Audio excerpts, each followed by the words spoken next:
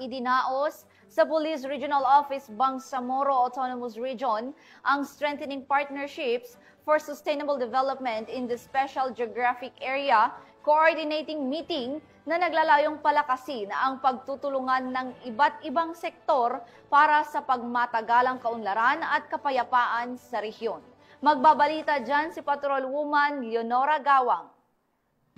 Bilang malakas na pagkakaisa, isang matagumpay na strengthening partnerships for sustainable development in the Special Geographic Area Coordinating Meeting ang isinagawa sa Multipurpose Center Camp Bijan sa Lipada, Cape Pendatun, Parang, Maguindanao del Norte nito lamang 13 ng Agosto taong kasalukuyan.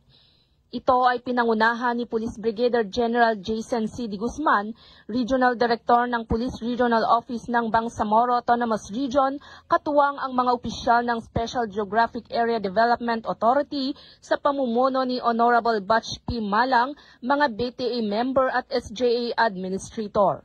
Tinalakay sa pagpupulong ang mga mahahalagang inisyatiba, suliranin at pagpapalawig ng magkakasunod na pagsusumikap upang isulong ang holistikong pagunlad at mapalaganap ang kapayapaan sa rehiyon.